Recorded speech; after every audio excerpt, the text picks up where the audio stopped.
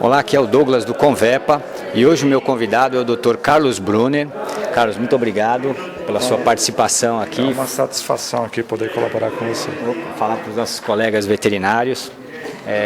Bom, o Dr. Carlos, eu queria que ele se apresentasse. Eu sei que você, Carlos, começou a trabalhar com grandes animais, equinos principalmente, né? Isso mesmo. E hoje você atua na área de pequenos também. Conta um pouquinho como é que foi a sua trajetória. Perfeito. E nós vamos falar de um assunto hoje especificamente de eletroquimioterapia, né? Então conta um pouquinho pra gente como é que você começou e hoje quais são as suas áreas de atuação. Você é professor, inclusive universitário, né? Conta um pouquinho pra gente qual que... Perfeito. Eu sou formado em 1986 pela USP e grande parte da minha vida profissional eu atuei com equinos especificamente. E há 9 anos atrás, exatamente, eu ouvi falar dessa técnica de eletroquimioterapia. E aí eu resolvi investir um pouco nessa área, fazendo um pouco de pesquisa, justamente para tratar alguns tumores de cavalos, especificamente de cavalos. Eu leciono em 2 universidades, então na Universidade Unip e na Universidade Cruzeiro do Sul. E na Unip eu iniciei esse trabalho há 9 anos para tratar os melanomas de cavalo. E nesse meio tempo surgiram alguns casos em pequenos animais de alguns tumores, na época também melanomas, e eu tive a oportunidade de iniciar essa técnica com pequenos animais. E o resultado foi bastante interessante e cada vez eu fui me aprofundando mais nesta área e hoje praticamente eu não faço nenhuma eletroquímica em cavalo, muito pouco, e tenho sido exigido ou pesquisado bastante na área de pequenos animais, né? Então, nos últimos 7 anos, 2 anos para constituição de equipamentos e nos últimos 7 anos tenho feito praticamente em pequenos animais. Feito a divulgação da técnica, mais pesquisa em cima, publicação, e hoje ela tem sido bastante difundida e já se tornou rotina em alguns centros veterinários. Você, além de ser professor, você também presta serviço nas clínicas exatamente com eletroquimioterapia, né?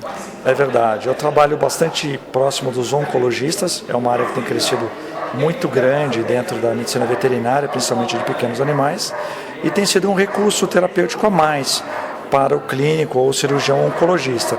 Então, para diversos tumores, como mais uma opção, na terapia dessas doenças. Então, muito mais voltado para o oncologista veterinário. Certo. Bom, já que você está falando nesse assunto, para o pessoal, provavelmente muitos dos colegas que estão nos assistindo já conhecem a técnica, sabem como que a eletroquimioterapia funciona. Mas para quem não sabe, você poderia explicar para a gente como é que consiste essa técnica? Claro. Embora a gente tenha aqui no Brasil há 7 anos clinicamente, é uma técnica nova, então é frequente que algumas pessoas não tenham tido contato ainda com a técnica. O que se baseia é na potencialização de alguns quimioterápicos por fenômenos elétricos. Então, mediante uma técnica elétrica bem específica, a gente consegue um fenômeno chamado eletroporação. E aí os quimioterápicos conseguem entrar na célula com muito mais facilidade através dessa eletroporação, potencializando o seu efeito. Então são alguns quimioterápicos especificamente que a gente consegue uma atuação bem mais intensa deles do que se não usasse o pulso elétrico especificamente. E com isso a gente consegue doses pequenas, intervalos entre aplicações longos e efeitos adversos muito pequenos. Então, aquele estigma que tem, principalmente muitos proprietários em relação à quimioterapia, não acontece com a eletroquimioterapia.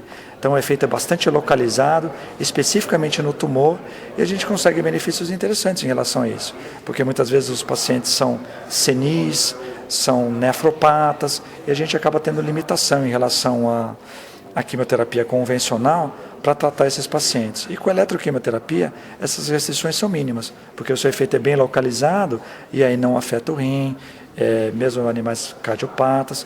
Então, os efeitos colaterais são comuns dos quimioterápicos, eles são diminuídos. São diminuídos ao mínimo. Só para que fique claro assim. Então, na verdade, essa eletroestimulação ela é feita localmente. Isso mesmo. Através de pulsos elétricos. Então, existe uma um eletrodo por meio de agulhas, que são ou apoiados ou introduzidos no tumor, e o paciente estando anestesiado, porque senão esse procedimento pode causar algum grau de dor, então ele precisa de anestesia, e aí é feito o quimioterápico previamente, que pode ser dentro do tumor ou pode ser via venosa, depende do tipo de tumor. Método tradicional, via venosa. Via venosa, e aí depois os pulsos elétricos são aplicados no local do tumor em uma certa margem de segurança. Então vai permitir que naquele local da aplicação do pulso haja um efeito muito maior. A literatura fala que em alguns quimioterápicos uma potencialização mínima de 800 vezes o seu efeito sem o pulso elétrico. E um dado interessante é que só o pulso elétrico não causa nenhum benefício para o tumor. Então, o tumor a gente não tem regressão pelo efeito elétrico. Então ele é inócuo, ele só permite a entrada do quimioterápico, potencializando o seu efeito. Só a eletricidade não causa nada. Então algumas pessoas falam, você vai queimar o tumor. Não é nada disso, né? Ele inclusive aquele cheiro às vezes que a gente tem de bisturi elétrico, isso não acontece, né? Ele é quase que um fenômeno que a gente não percebe, mas que depois a gente colhe os resultados. Ótimo. E a eletroquimioterapia, ela serve para qualquer tipo de tumor? Quais são as indicações principais? Não, Douglas, tem algumas limitações sim. Primeiro, a gente precisa ter acesso ao tumor. Por ser uma terapia localizada, eu preciso ter acesso ao tumor. Então, preciso ou tumores em mucosa ou tumores em pele. Então, não consigo tratar tumores cavitários, pelo menos não no estado atual da técnica. Existe uma tendência, uma resposta melhor, que os carcinomas respondam melhor que os sarcomas. Mas isso está diretamente vinculado ao tamanho do tumor. Então, se os tumores forem muito grandes, a gente não consegue aquele efeito local na totalidade do tumor e aí não são indicados. Então, tumores dentro de certos limites de tamanho, principalmente carcinomas superficiais, ou em mucosa ou em pele, e que não tem metástase e não tem invasão óssea, porque na metástase o efeito é localizado, então naquele nódulo à distância eu não vou ter efeito algum. E a gente pode ter um desenvolvimento mais rápido da doença. E no tumor ósseo, porque aquele efeito de eletroporação, com esses eletrodos atuais, a gente não consegue fazer no tecido ósseo. E aí então não vai ter efeito sobre o tumor que invadiu o tecido ósseo. Às vezes a gente faz no sentido paliativo, mesmo que sabidamente não vá ter cura do animal, mas a gente consegue um efeito benéfico. Então, um paciente que tem um tumor oral, mesmo que tenha algum grau de invasão óssea, muitas vezes o proprietário ciente que não vai ter cura, mas a gente tem uma melhora, possibilita uma sobrevida melhor do animal. Ele passa a se alimentar, passa a respirar melhor e dá uma qualidade de vida durante um tempo limitado para ele. Bom, existe alguma contraindicação da técnica? Essas que eu falei, então, tumores muito grandes, tumores que têm invasão óssea ou tumores que já apresentem metástase à distância. Então, esses são os fatores limitantes para a aplicação da técnica. Pode ser usado em cães, em gatos, não tem nenhum gatos, tipo de limitação nesse Hoje, sentido? Eu tenho experiência com cães e gatos, cavalos, né? E até algumas espécies exóticas, tartarugas marinhas, algumas espécies silvestres, como furão, iguanas, né? Então, está expandindo. Bem abrangente. Está expandindo a técnica, sim. No Brasil a gente não tem, mas na Europa é uma técnica bastante usual em humanos. Então, na França, Espanha, Itália, Eslovênia, todo o leste europeu, são técnicas bem comuns em humanos. Ótimo. E são sessões também? Como é que funciona normalmente? São sessões. Elas são variáveis segundo o tipo histológico do tumor. Então, tumores mais agressivos necessitam de com sessões mais próximas entre si. Tumores menos agressivos, dependendo da situação, mais espaçadas. Então, assim, o intervalo médio seria de 1 mês. A gente pode chegar para um melanoma oral, que é um tumor extremamente agressivo, precisar de uma outra sessão 3 semanas após a primeira, e às vezes carcinomas espinocelulares, região nasal de gatos, sessões espaçadas com 60 dias aproximadamente. Então tem um tempo de recuperação bastante bom, com bastante tranquilidade para os pacientes. Bom, você falou de tumores externos, né, ou de pele. Eu fiquei aqui pensando, um tumor de mama, por exemplo, não serviria, talvez até pela extensão. Qual que é o inconveniente nesse caso? Ele não responde muito bem. ele não responde muito bem.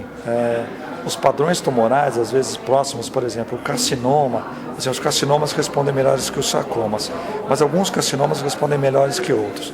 Por exemplo, se nós pegarmos o espinocelular no cão, no gato, teoricamente é a mesma coisa, mas no gato responde melhor que no cão.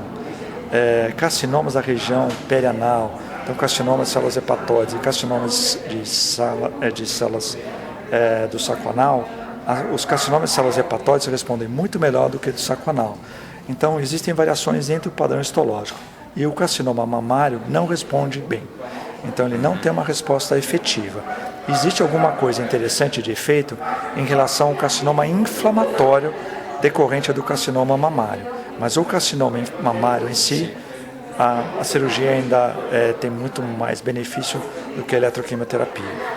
Hoje eu vejo a eletroquimioterapia com possibilidade em relação a essas regiões que a gente tem uma margem muito limítrofe. Por exemplo, pálpebras, que a gente acaba tendo complicações e acaba tendo que fazer nucleações no futuro. Região nasal, região oral, no qual se pensa em fazer mandibulectomia ou maxilectomia. A eletroquimioterapia é uma técnica muito conservativa. Então, muitas vezes a gente consegue poupar o animal de cirurgias mais mutilantes do que isso. E região de períneo, porque são sempre complicadas no sentido de contaminação, o pós-cirúrgico é frequente que ocorra a deiscência dos pontos, e aí nessas regiões a eletroquimioterapia é bem conservativa, então é bastante conveniente também. Tem uma outra aplicação que vem crescendo, que é no transcirúrgico. Então muitas vezes tem tumores grandes que a eletroquimioterapia não seria efetiva. E aí o que acontece? O tumor é removido sem uma margem de segurança adequada. Muito comum, por exemplo, nos mastocitomas.